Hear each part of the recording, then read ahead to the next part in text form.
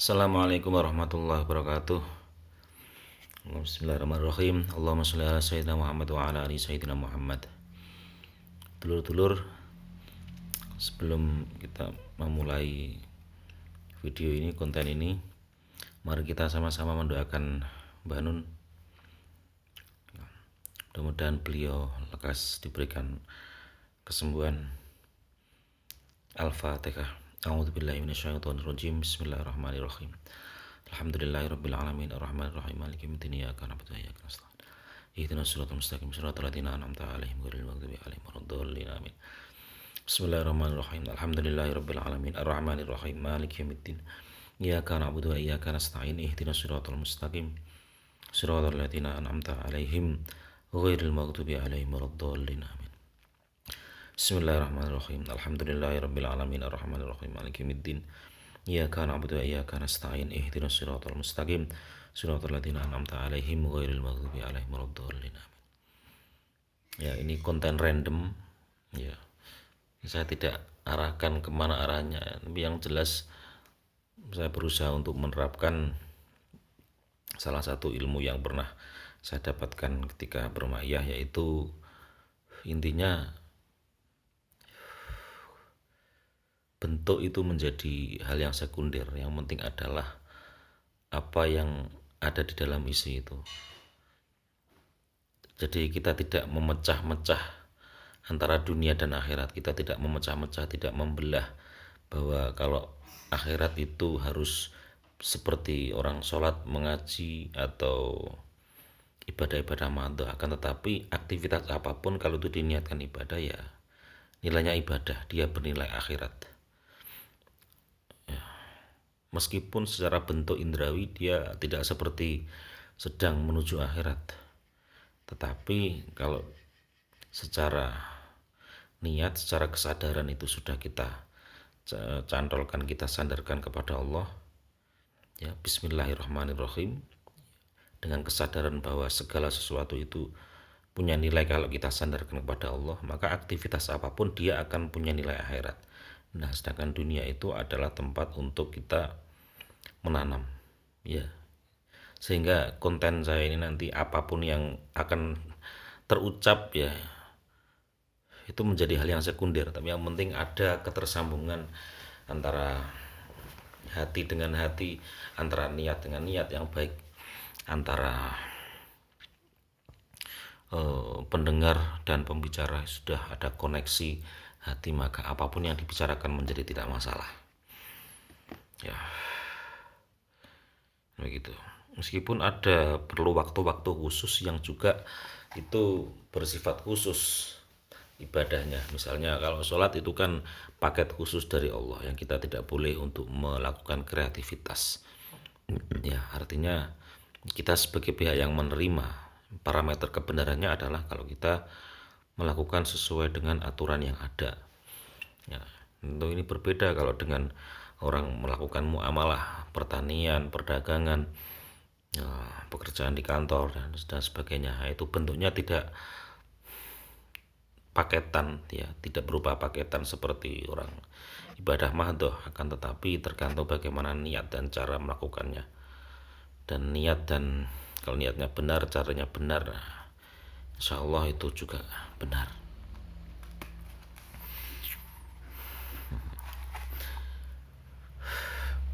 Ngomong apa lah ini, apa saja ini yang ada ini. Saya kalau ingat paling mudah itu kok air, ya, entah kenapa saya itu kalau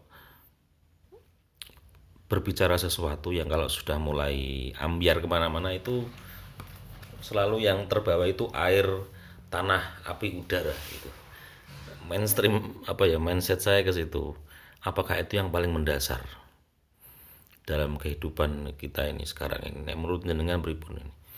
Air, udara, tanah, api. Kalau saya nggak salah pernah itu guru sekumpul itu dulu menjelaskan bahwa Nur Muhammad itu apa. Ternyata penjelasannya beliau seperti itu. Jadi Nur Muhammad itu ya berupa api, udara, tanah, air. Jadi unsur-unsur, keempat unsur itu, yang mana unsur itu ada di dalam tubuh kita semua.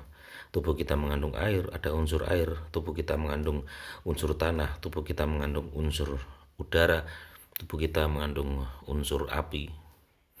Jadi begitu kompleksnya manusia itu, sehingga penanganannya juga tidak mudah. Jadi manusia itu ya mengidentifikasi dirinya itu sepertinya menjadi persoalan seumur hidup. Bahkan bisa jadi kita bermaiyah, kita berjam-jam misalnya mendengarkan Mbah Nun di atas panggung maiyah itu. Itu yang terjadi sesungguhnya adalah proses di mana setiap orang itu mengidentifikasi dirinya masing-masing, di mana Mbah Nun pada saat itu berperan sebagai orang yang menuntun setiap individu itu untuk menemukan dirinya masing-masing. Nah, meskipun fokus pengantarnya adalah Mbah Nun, akan tetapi orang diantarkan untuk memahami siapa diri sebenarnya.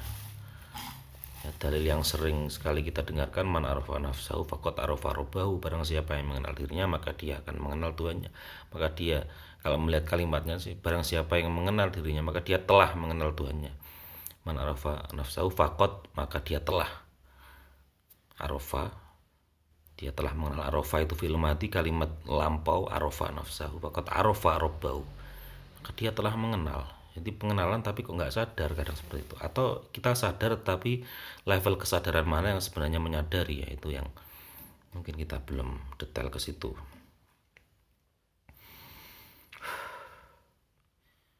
Ya, kita tidak sedang, kita di maiyah diajak berjalan kemana-mana, tetapi sesungguhnya kita tidak kemana-mana. Kita kesana kemari tapi sesungguhnya kita berpijak. Ya, kita berpijak tetapi kita diajak untuk belajar kemana-mana. Istilahnya kita dinamis, ya dinamis tapi sekaligus statis, dinamis tapi stabil gitu. Pikiran dinamis tapi hati diharuskan untuk stabil. Jadi hati ditata untuk stabil, pikiran dinamis. Kalau bahasanya Mbak Nun itu, hatimu harus bertapa. Ya, kaki boleh kemana-mana, pikiran kemana-mana, tetapi hati harus bertapa. Jangan terpengaruh, jangan hati itu guncang, hati itu galau karena perubahan-perubahan yang ada, atau karena kejadian-kejadian yang ada di luar diri kita, entah itu berita yang kita dengar, entah itu guncangan-guncangan politik yang sedang terjadi, ya. Nah, hati kita harus bertapa.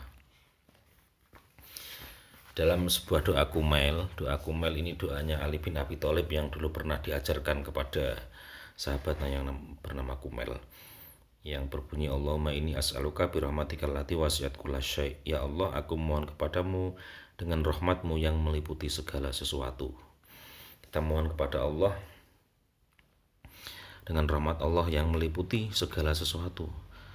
Kulla syai'in, segala sesuatu. Artinya rahmat Allah tidak terbatas. Rahmat Allah tidak terbatas.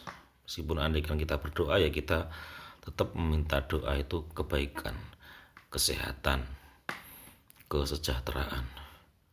Jangan berdoa untuk sakit, itu tidak boleh, ya. Meskipun dalam sakit itu juga ada rahmatnya Allah, tapi kita nggak perlu meminta, karena itu bisa jadi kesombongan. Nggak boleh nantang penderitaan, nggak boleh. Ketika doanya Rasulullah ketika di Taif itu, yang sering dibacakan Mbah Nun itu, ilam yakun bika ala yagutubun fala ubali, ada terusannya, walakin afiyataka hiya ausauli. Ya, ilam takun bika ala yagutubun fala ubali, jika asalkan engkau tidak marah padaku ya Allah, aku tidak peduli.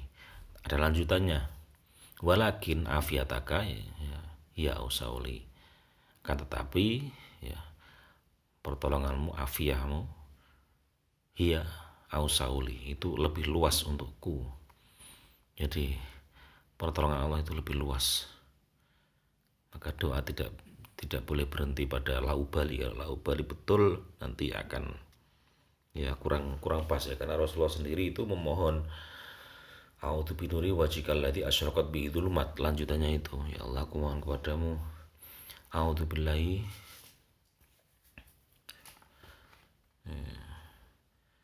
bin nuri wajhikal ladzi, dengan nur wajahmu, alladzi asyraqat bihi dhulumat, yang menyingkirkan kegelapan dengannya. Ya, dengan cahaya wajahnya Allah, dengan kekuatan Allah, dengan ridhanya Allah, maka kegelapan itu terusir.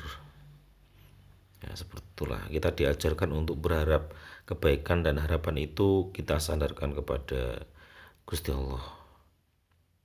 Nah, itu sebuah pengakuan bahwa kita makhluk yang lemah, maka sepantasnya sudah seharusnya kita bergantung kepada yang maha kuat, dan kita ajukan permohonan, kita ajukan doa, kita ajukan segala keluh kesah kita kepada Allah. Tidak masalah, kita mohon kepada Allah supaya diberikan kebaikan-kebaikan seperti itu. Nah, kalau kita berharap kepada kiai, tidak boleh memohon, kita pakai curhat kepada kiai, nggak boleh. Jok teman-teman pisan pindo aja teman-teman, kiai itu juga manusia gitu, njaluk ning Gusti Allah wae lho, ya, nggak masalah. Ngono karo kiai malah iso diseneni, dimarahi. Misalnya sampean duwe utang gak iso bayar, kok jawabane ngene, pas waya utang gak takon aku, pas waya gak iso bayar marani aku. Ya soalnya apa, kiai yo menungso. Ya, ibarat wadah itu mereka sudah penuh dengan kesibukannya. Kita nggak usah menambah-nambahi untuk sambat kepada kiai, itu jangan. Kalau kepada Allah nggak masalah. Ya, akan tetapi masih ada tapinya. Doa itu ya baik, karena Allah sendiri menganjurkan ud'uni astajib lakum. Ya, berdoalah kepadaku maka aku akan mengijabahinya, memberi ijabah untukmu. Akan tetapi zikir itu lebih baik daripada doa. Kalau doa itu diartikan sebagai permintaan, maka zikir kepada Allah itu lebih baik. Dan zikir yang terutama adalah membaca Al-Quran. Ya, ada itu hadis qudsinya itu, saya pernah mendengarkan itu ya. Jadi kalau orang berzikir, kalau orang banyak berzikir itu tanpa dia meminta, Allah itu sudah memberi apa yang dia minta, apa yang dia butuhkan. Jadi zikir itu dikonversi menjadi pengabulan doa, meskipun orang itu belum sempat untuk meminta, bahkan orang itu mungkin lupa akan meminta apa, tapi karena dia banyak berzikir, maka Allah sudah mewujudkan zikir itu.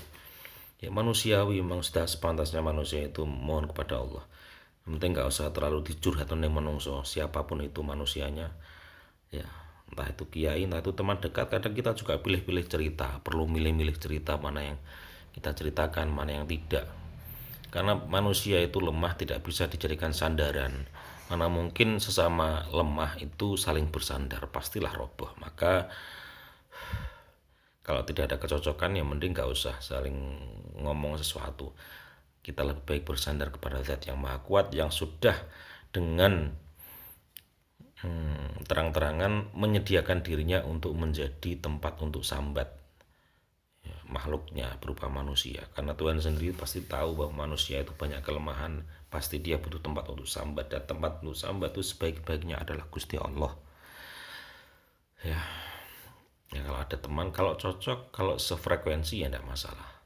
Tapi kalau tidak, wow, itu bisa berbahaya. Itu malah justru menjadi, Anda akan diinjak-injak nanti harga dirimu kalau mau mengeluarkan sambatmu kepada manusia, siapapun mereka.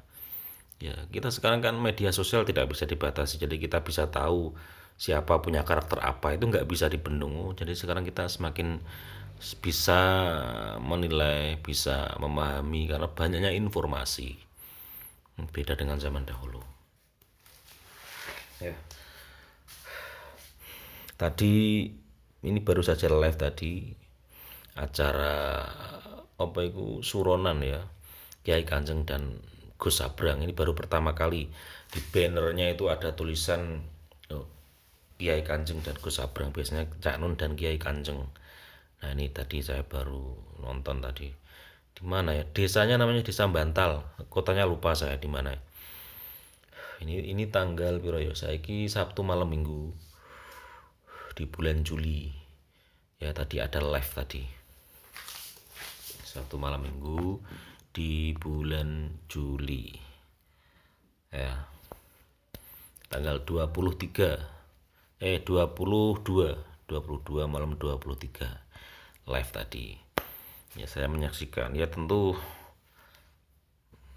ya Cak Nun digantikan oleh Mas Abrang.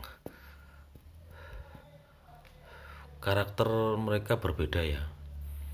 Ya, ini bukan berarti menilai atau mengukur Mas Abrang dengan Cak Nun, tidak seperti itu. Ya, seperti itu. Bukan seperti itu. Kan tetapi ini kan ya tentu ada perbedaan, ada kecenderungan kan seperti itu. Ya mungkin Mak Iya nanti akan hal-hal yang unik dari setiap jamaah itu akan dimunculkan suatu saat nanti. Ya, yang dibicarakan ya hal-hal yang mana yang lebih terjangkau, lebih anu. Kalau karakternya kan ya, Mbak Nun kan ya kita semua tahu memang nabrak-nabrak gitu kan. Memang karakternya ya perlawanan frontal gitu. Itu berbeda dengan Mas Abrang yang cenderung halus orangnya ya, halus dengan logik kan seperti itu. Mungkin nanti setiap keunikan dari kegiatan jamaah itu nanti akan, artinya Ma'iyah akan lebih detail mengangkat hal-hal yang selama ini belum di zoom ya, baru dari jarak jauh. Detail itu misalnya gini,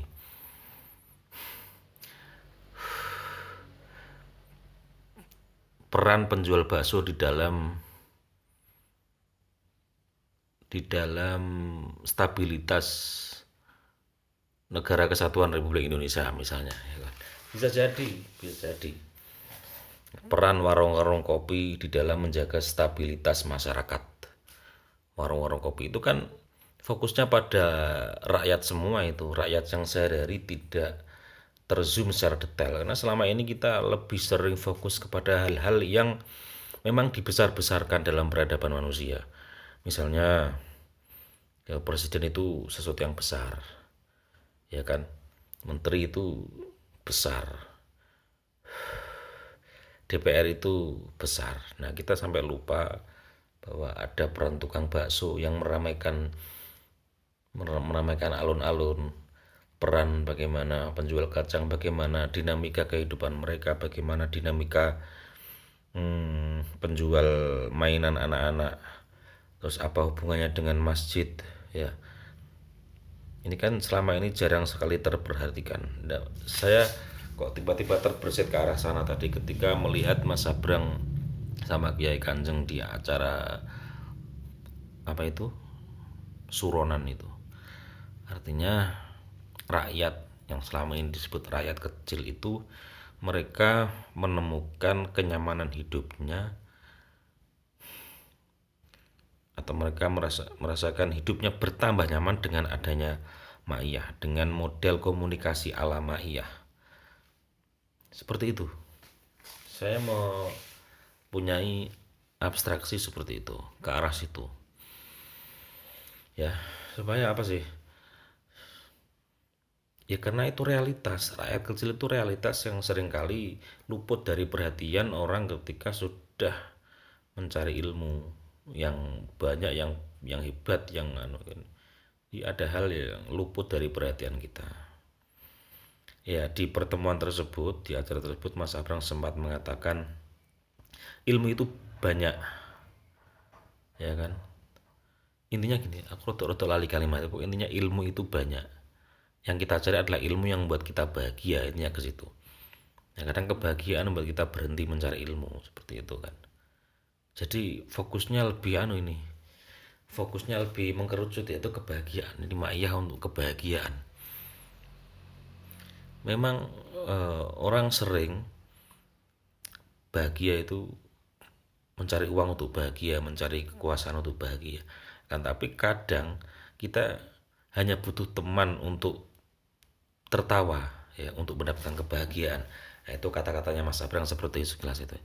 Jadi memang kadang-kadang kebahagiaan itu diperoleh hanya dari apa, teman yang bisa kita ajak untuk bicara.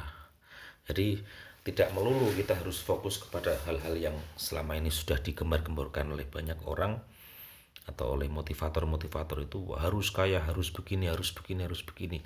Terlalu diharus-haruskan, sedangkan kenyataannya itu belum tentu terjadi. kita sudah diharus-haruskan ya dengan atas nama motivasi, atas nama semangat, itu malah justru bikin pusing bagi orang yang belum bisa mencapainya dan belum tentu bisa mencapainya. Maka kita jangan mau dibodohi oleh motivator-motivator yang selalu memacu orang untuk berlari tanpa tahu jalannya ini bagaimana, kondisi jalannya bagaimana, kan gitu. Nah, kalau kita mencoba mengetahui bagaimana kondisi jalannya, pasti mereka mengatakan itu cuma alasan. Padahal bukan alasan. Ya, karena kita hanya mencari celah dalam hidup itu. Sebenarnya bahagia itu bisa ditemukan kapan saja, di mana saja. Tidak harus fokus kepada hal yang besar. Meskipun itu tidak bisa dipungkiri bahwa itu juga penting. Uang itu juga penting. Ya kan, tapi kalau itu menjadi satu-satunya ukuran bahagia, berarti orang itu sedang mempersempit dirinya. Itu mempersempit dirinya, peluang untuk bahagia yang sebenarnya bisa dilakukan tapi malah tertutup ketika orang tidak bisa melihat peluang-peluang lain. Ya, disitulah perannya Maiyah, melihat celah-celah dalam kehidupan yang mungkin selama ini luput dari kita. Ya, demikian konten sederhana ini, mudah-mudahan bermanfaat. Assalamualaikum warahmatullahi wabarakatuh.